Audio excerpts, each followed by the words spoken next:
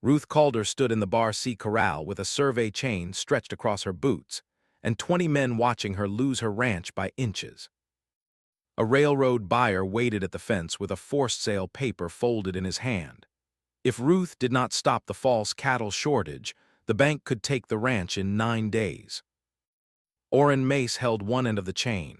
He had been her late husband's foreman for 6 years, and that morning he used every year of it like a weapon. He snapped the iron links tight, dragging dust over the toe of Ruth's black riding boot. "North line to South Spring is too far for you," he said loudly enough for the buyers at the fence to hear. "East Mesa to Cedar Wash is too rough. This ranch is too big for one widow." The men at the rail shifted but did not help. Banker Elwood Crane, Ruth's cousin by marriage, looked down at his notebook as if numbers had made him deaf. Ruth kept her chin level, though her hands were cold inside her gloves.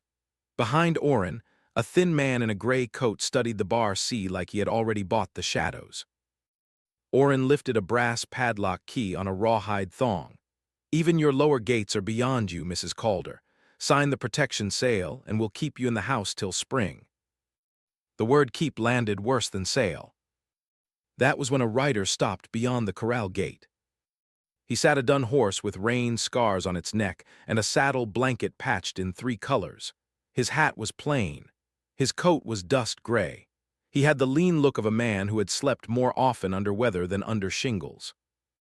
"Ma'am," he said, touching 2 fingers to his brim, "is this the Bar C needing a line rider?" Orrin laughed before Ruth could answer. "You came a week late, stranger. This ranch needs a husband, a buyer, or a miracle." The rider looked at the chain across Ruth's boots, then at the men who had allowed it to stay there. His gray eyes settled on Ruth, not pitying, not hungry, just steady. "I'm Gideon Vale," he said. "I can ride lines, I don't buy widows." A few of the men looked away. Ruth pulled her boot free of the chain. "Then you may be the first honest man to come through my gate today." Orrin's mouth tightened. "She cannot pay you." Ruth turned on him. "I can pay him if my cattle stop disappearing before your counts." The buyer at the fence lifted his head. Gideon heard it too. His gaze moved over the corral, the brands on the calves, the gate hinges, the chain, and the brass key at Orrin's belt. Ruth saw him notice the dark scrape on that key, a crescent scar fresh enough to shine. "Your ranch is wide country," Gideon said quietly, "too wide to hold from the porch." Ruth's pride almost made her strike him with words. Then she saw he had not said it like Orrin. Orrin had meant too big for her. Gideon meant too big for anyone alone. Her voice dropped so only the nearest men caught it. "Then stay and help me keep it." Gideon did not smile. That mattered to Ruth. Men smiled when they thought a widow had offered more than wages. "What terms?" he asked. "Day wages from the calf account," Ruth said. "Bunkhouse bed, meals with the hands, no promise beyond honest riding." Orrin stepped between them. "I still run this crew." Ruth faced him. "You did, until you measured me in my own corral." The men at the rail went still.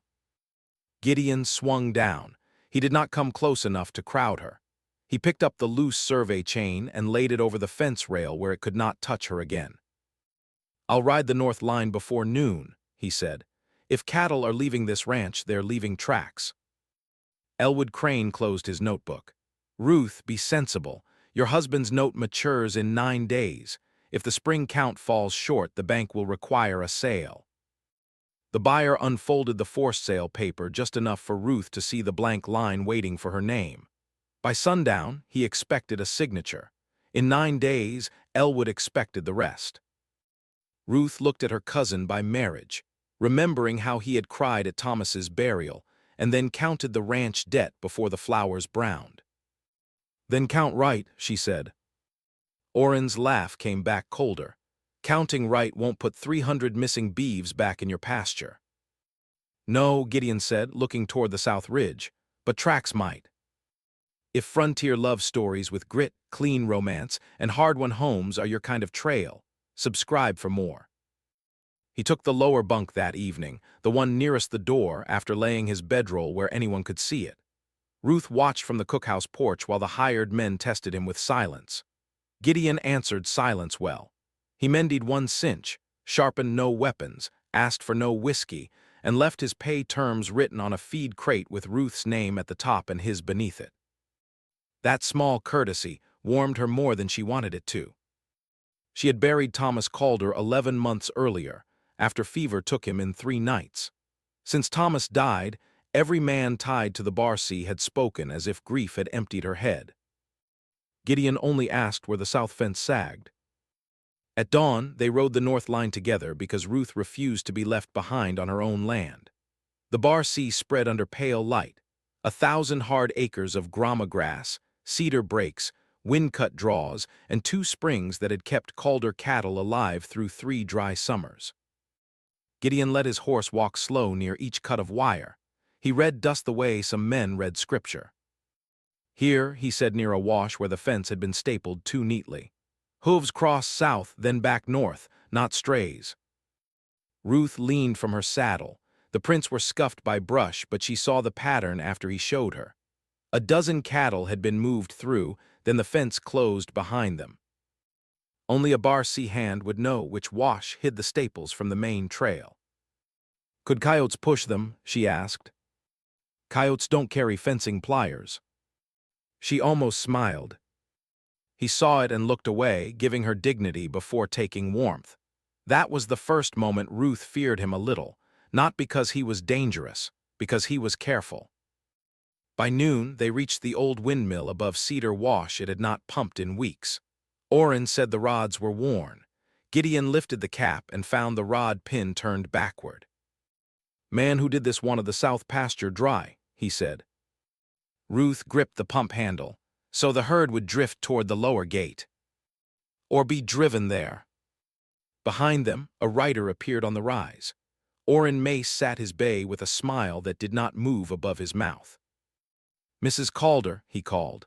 Banker Crane is waiting with the buyer. You are wasting daylight with a stranger. I am finding my cattle.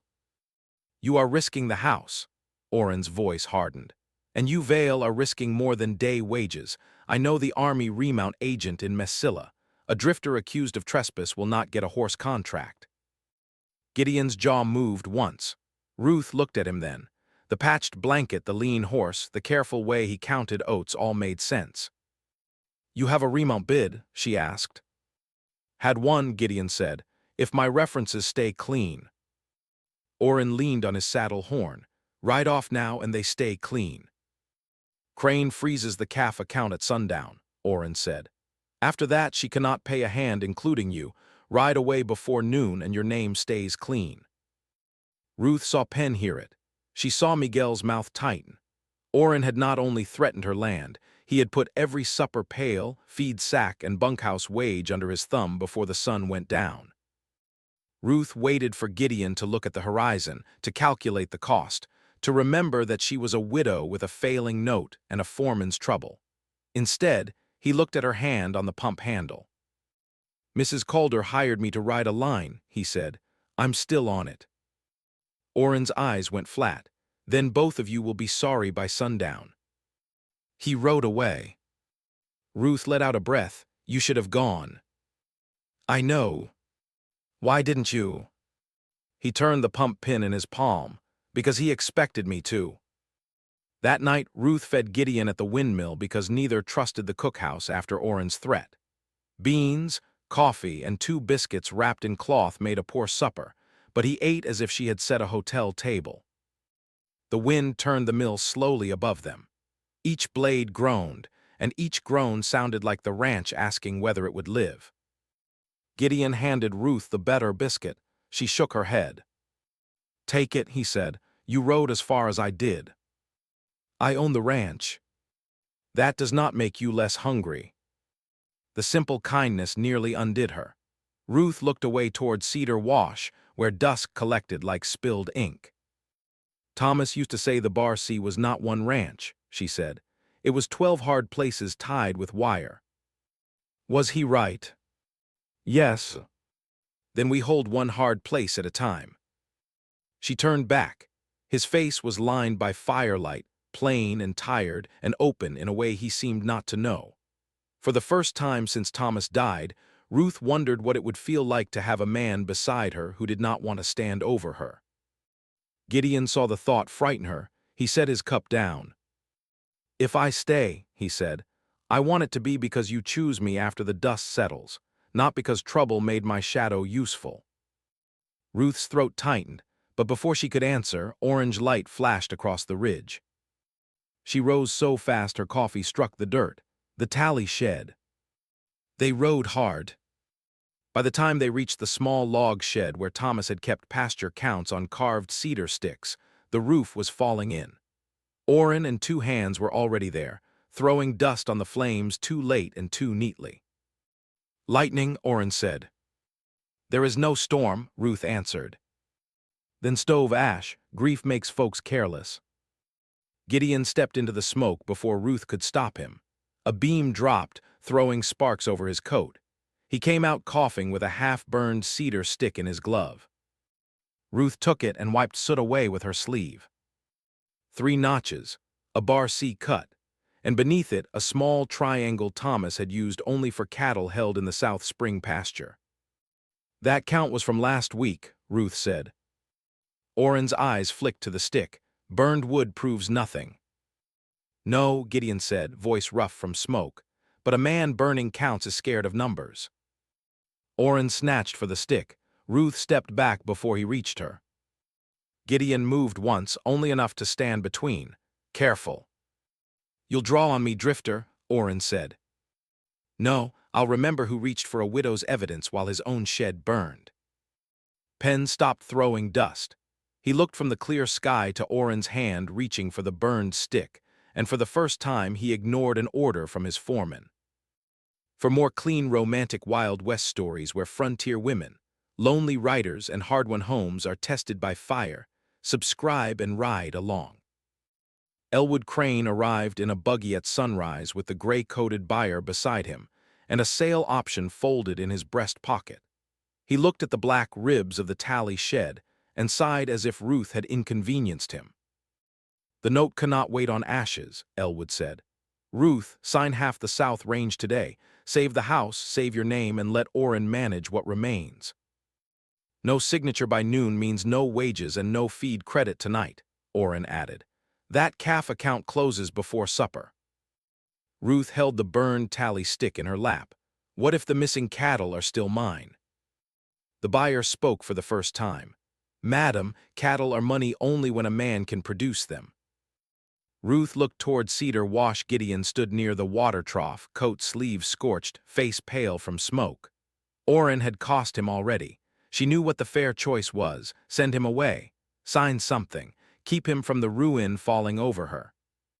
Instead, she walked to the bunkhouse steps, where the hands had gathered. "Any man who rides Cedar Wash with me tonight gets 2 days' wages before the ride," she said. "Any man who would rather take Orrin's order may do it now and face me in the morning." Orrin barked a laugh. "You'll pay with what?" Ruth removed the small silver watch from her vest, Thomas's watch, the last thing of his she had kept out of the bank's reach. "With this if I must." Gideon came down from the trough. "No." Ruth did not look at him. "Yes."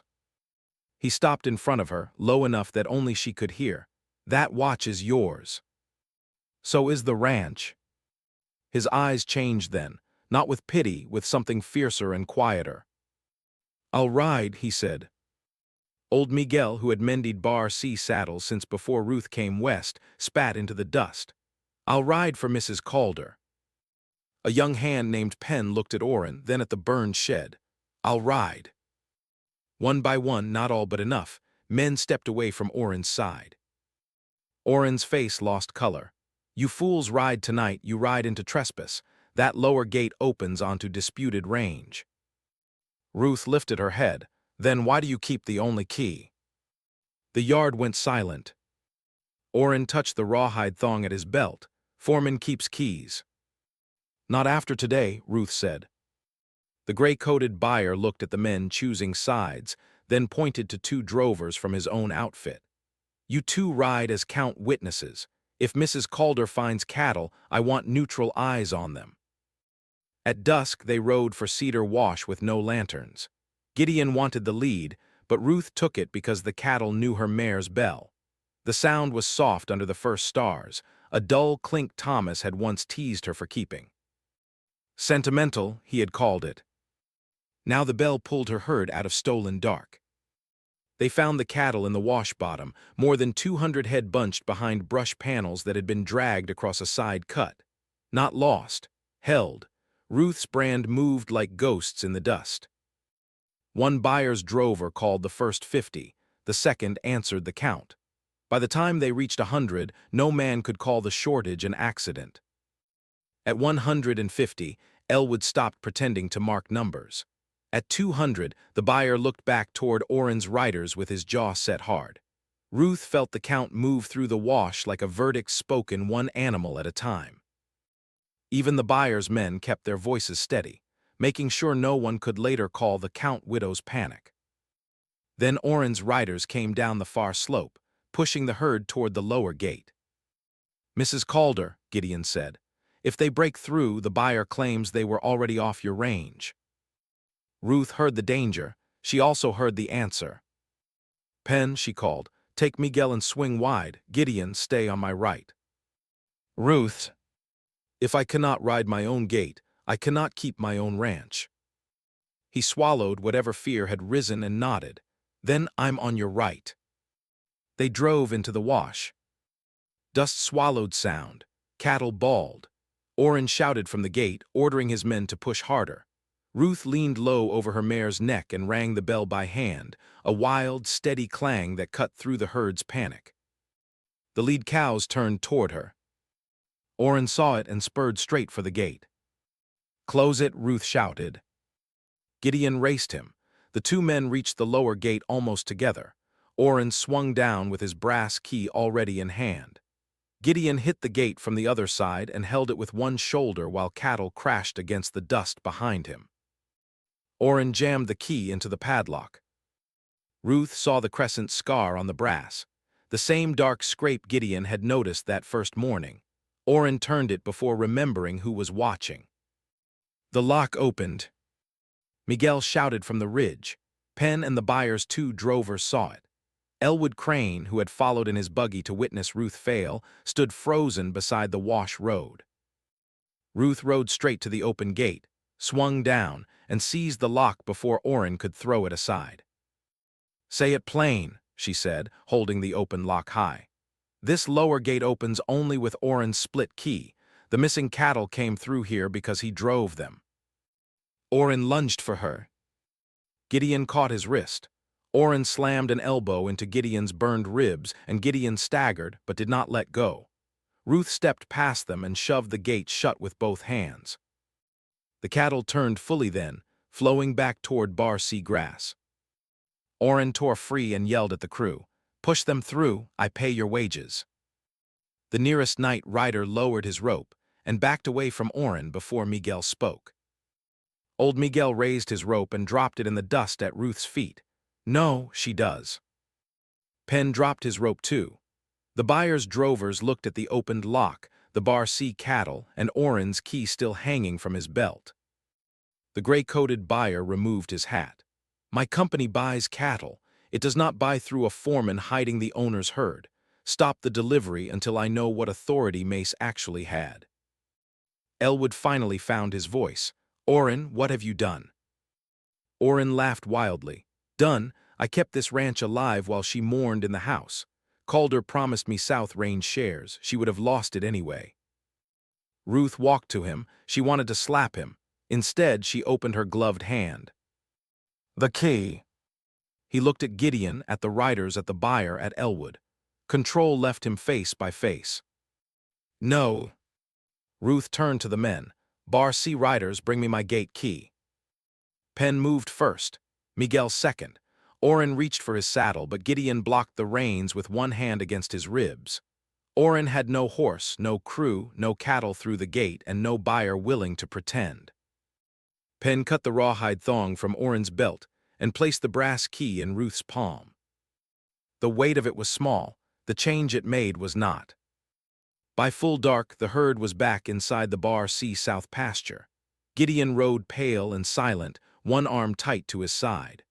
Ruth wanted to fuss over him, but the yard was waiting, and the old power had to break where everyone could see it. In the corral, Elwood Crane unfolded the sale option with shaking hands. "The bank will review." "No," Ruth said. Elwood blinked. "You brought a buyer to profit from a false shortage. You accepted Oren's counts without writing 1 mile of my line. You will mark the note current for 30 days while the herd is recounted by my riders and the buyer's drovers. You will return the fee you charged for the sale option. Tonight." Elwood looked at the buyer for help. The buyer only said, "I witnessed enough to wire my office that Bar C cattle were withheld from count." Oren stood beside the trough with 2 riders guarding him, his face gray under the lantern. Ruth held out the burned tally stick. "You used my husband's trust to steal from his grave and from me. You are done at Bar C." Oren's mouth twisted. "You think this drifter will save you?" "No," Ruth said. "I did not ride through dust tonight to trade one master for another." Gideon's eyes lifted to hers across the lantern light. Ruth turned to the crew. "Tomorrow, wages are paid under my ledger. Miguel is south pasture boss. Penn takes night count. Any man who cannot take orders from Ruth Calder can draw pay and leave by sunup." No one moved toward the road. The gray-coated buyer was not finished. He stepped into the lantern circle and held up his signed original contract.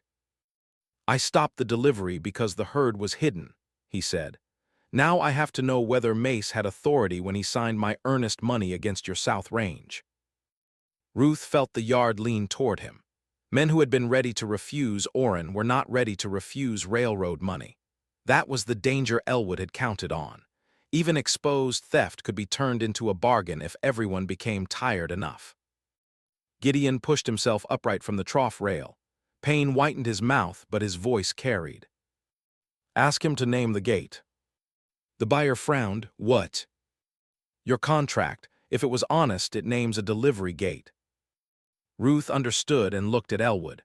Her cousin's face gave him away before his hand moved. He tried to fold the bank duplicate, but Ruth crossed the dust and took it from him. There it was in black ink. Delivery through Lower Cedar Gate, 2 days before the official count. Not the public shipping gate. Not the North Corral where Bar C cattle were always tallied. The secret gate Oren had pretended Ruth did not know enough to manage. Ruth read the line aloud. The words were simple enough for every man in the yard. When Ruth read Lower Cedar Gate, every rider turned toward the scarred key now resting in her palm. Elwood's shoulders sank. The buyer stared at the page, then at Oren. "You sold me cattle hidden from the owner's count." Oren tried one last smile. "Business is business." "No," Ruth said. "The Bar C is not business done over my head." She tore the delivery clause from the paper, not to destroy proof, but to make the lie visible. Then she pinned the torn piece to the corral post with Oren's bent horseshoe nail. "Every man here can read that gate name in the morning," she said, "and every man here will know why I fired the foreman who signed it." The buyer removed his gloves and dropped them at Oren's boots. "My company will not defend you." He crossed Oren's delivery authority off the original contract, wrote "canceled" across the margin, and turned to Elwood. "Any earnest money paid on Mace's signature comes back from Mace, not this ranch." Elwood removed his bank pin and closed it inside his fist, as if the little brass badge had suddenly grown too heavy to wear. That was when Oren truly broke. He shouted for the 2 night riders who had helped him, but they had already stepped behind Miguel. His money had no hands left. Elwood counted money from his case with a face like spoiled milk. The buyer signed a witness note, and Miguel placed the crew ledger in Ruth's hands before every man in the corral. Oren's stolen tally and key went into a flour sack Miguel tied shut and kept under his own saddle until morning, when the territorial deputy from the next town could take Oren on theft charges. The deputy did not save the ranch. Ruth's ride had already done that. Only when the yard emptied did Ruth turn to Gideon. "You're hurt. Bruised. You always answer like a man afraid of owing care." He gave a tired half smile. "I have not had much practice receiving it." She led him to the cookhouse bench and set water, cloth, and liniment beside him. She did not touch him until he nodded. Then she cleaned soot from his sleeve and saw how his hand trembled from pain he had hidden through the whole reckoning. "You could have had your remount contract," she said. "I still might, the buyer heard enough." Gideon watched her wrap his ribs, "but I chose before I knew that." Ruth tied the cloth carefully. "Why?" He looked toward the dark pasture, where her bell mare moved among returned cattle. "Because that first morning, when he put a chain across your boots, you looked hurt. But you did not look beaten. I wanted to ride for that." The words were not polished. That made them worse for her heart. Ruth sat beside him, leaving a proper space. "I am afraid if I ask you to stay, people will say I only kept the ranch because a man came." "Then hire me where they can see the wages," he said. "Court me where no one can confuse it with a deed." She turned to him. He swallowed. "I came to keep your ranch standing, Ruth. Now I'm asking to court the woman who kept it." "I will hire you for wages," she said. His face softened, but he waited. "And you may come to Sunday supper as a man courting me, not as a foreman buying his place, not as a rescuer collecting gratitude." "Yes, ma'am." "Do not ma'am me when I am being brave." His smile arrived then, slow and real. "Yes, Ruth." 3 mornings later, the Bar C gathered in the corral where the chain had first crossed her boots. Ruth stood with a new key ring at her belt, each gate key tagged by pasture name and assigned to a rider who answered to her. Elwood Crane brought the sale option fee in cash and a written correction stating the count was under dispute because of foreman theft. He read it aloud with his hat in his hands. Ruth did not forgive him in front of the men. Forgiveness was not the day's work. Repair was. "You will send that wire yourself," she told him, "and you will pay for it." He nodded. Orrin left under deputy guard before noon, cursing until the crew turned their backs. That was the last of his power. Not the deputy, not the rope on his wrists, the backs of men who no longer obeyed him. At sunset, Ruth rode the south line with Gideon at her right. The ranch was still too big. The wind still worried the wire. The note still waited 30 days out. Nothing had turned easy. At the lower gate, Ruth bent Orrin's scarred key once and left it on the stone. She locked the gate with her own tagged key, then drove the first staple into the repaired brace post while Gideon held it steady at her right. The bell mare sounded across cattle grazing on Bar C grass. Ruth mounted and rode the boundary with the keys at her belt, Gideon beside her without owning, and the biggest ranch in Cedar Wash still under her name. Subscribe for more clean, romantic Wild West stories where brave frontier women, lonely riders, and hard-won homes find their rightful ending.